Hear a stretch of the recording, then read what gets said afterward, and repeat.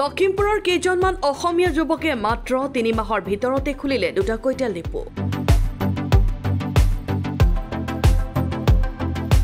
ধেমাজি আৰু লখিমপুৰৰ ৰাজ্যৰ সুবিধাৰ্থে জিয়াধলত আৰম্ভ কৰিলে তেওঁলোকৰ দ্বিতীয়টো পেট্ৰল পাম্প। আমাৰ প্ৰথম কথা আমাৰ কেইবাটাও এনেকৈ এইটো ব্যৱসায়টোৰ লগতে আমি জড়িত আৰু আমি এইফালে আহোঁতে আমি এটা কথা উপলব্ধি কৰোঁ যে ধেমাজি টাউনৰ পৰা গোগামুখলৈকে মাজত কোনো ডিপু নাই আৰু এইটো বিশাল অঞ্চলটোত মানুহৰ যথেষ্ট অসুবিধা হয়। আমাৰো কেতিয়াবা অসুবিধা হৈছে, তেল লাগে বুলি ক'লে নাথাকে। আৰু দূৰণিবতীয়া যিসকল ডিব্ৰুগড় যোৰহাট আজিকালি এইফালে ওচৰ হোৱাৰ কাৰণে গুৱাহাটী অভিমুখী যিসকল যাত্ৰী আছে তেখেতসকলৰ কাৰণে এটা বহুত অপৰচুনিটি থকা জেগা। তেওঁলোকৰ এই পেট্ৰল পাম্পত আপোনাৰ বাহনখনত বিনামূলীয়াকৈ ভৰাব পাৰিব নাইট্ৰজেন।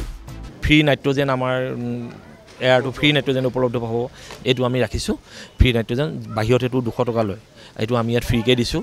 যুৱক কেইজনৰ এই ভাৰত পেট্ৰলিয়ামৰ তেল ডিপুত আছে বহু সুবিধা আৰু প্লাছ মানে জেগাটো আমি আহল বহলকৈ লৈছোঁ, প্লাছ আমাৰ খুব ধুনীয়া টয়লেট বিকলাংগসকলৰ কাৰণেও আছে, মহিলা পুৰুষ সকলোৰে কাৰণে বেলেগ বেলেগকৈ আছে। আৰু এইখিনি গোটেই ফেচিলিটি যিখিনি থাকিব লাগে এটা পাম্পত, অত্যাধুনিক এটা মানে নতুন সময়ৰ যেনেকৈ ধৰণে এটা পাম্প হ'ব লাগে তেনেধৰণে আমি এইটো ইয়াত স্থাপন কৰিছোঁ। ধেমাজি টাউনৰ কিছু নিলগত ভাৰত পেট্ৰলিয়ামৰ এই পেট্ৰল পাম্পটো পাই এতিয়া সুখী ধেমাজিবাসীও। তাই অনুভৱ কৰিয়ে আছিলোঁ টাউনৰ বাহিৰত এটা লাগে, কাৰণ ট্ৰেফিক জাম হয়, তাত আপোনাৰ কিছুমান অসুবিধাৰ সৃষ্টি হয়।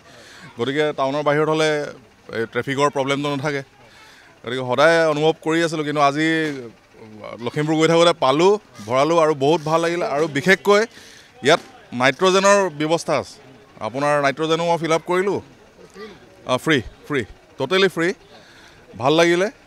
আৰু যিটো আমাৰ ধেমাজিবাসীৰ মানে অভাৱ হৈ আছিলে এইটো পূৰণ হৈছে বুলি ভাবিছোঁ আজি। গ্ৰাহকক সদায় ভালদৰে সেৱা আগবঢ়োৱাবৰ বাবে প্ৰতিশ্ৰুতিবদ্ধ এতিয়া একেইজন যুৱ ব্যৱসায়ী। আৰু প্ৰথম কথাটো হ'ল আমি এই ব্যৱসায়টোতো আগত বেলেগ অসমীয়া মানুহৰ হাতত নাই, কিন্তু আমি এতিয়া এই ব্যৱসায়টো আমি লখিমপুৰৰ ধেমাজিত আমাৰ যথেষ্ট অসমীয়া ল'ৰা আহিছে আৰু আমি তাৰ মাজত আহিছোঁ। আৰু কম্পিটিশ্যনৰ দিন, কম্পিটিশ্যন ভালকৈ কৰিব বিচাৰিছোঁ আৰু ভালকৈ খেলিব বিচাৰিছোঁ।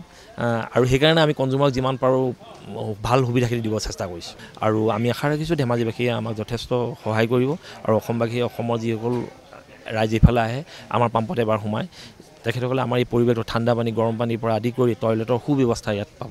আৰু আমি আশা ৰাখিছোঁ ধেমাজিবাসীৰ আজিৰ দিনটোতে, প্ৰথম দিনটোত আমি যথেষ্ট ভাল ৰেচপন্স পাইছোঁ আৰু অনাগত দিনবোৰতো আমি আৰু পাম বুলি আশা কৰিছোঁ। আৰু যিমান যি হওক মানে আমি যদিও ব্যৱসায়ী, এইটো ব্যৱসায়ৰ লগতে জড়িত, তথাপিও এটা কথা আমি আন্তৰিকতাৰে ক'ব বিচাৰোঁ যে আমি আমাৰ পাম্পত যিসকল গ্ৰাহক আহিব তেখেতসকল আমাৰ কাৰণে ঈশ্বৰ, আৰু আমি তেখেতসকলক যিমান পাৰি ভালদৰে আমি দিবৰ কাৰণে, তেল দিবৰ কাৰণে আমি সদায় চেষ্টা কৰিম। Bureau' report, Lakhimpur.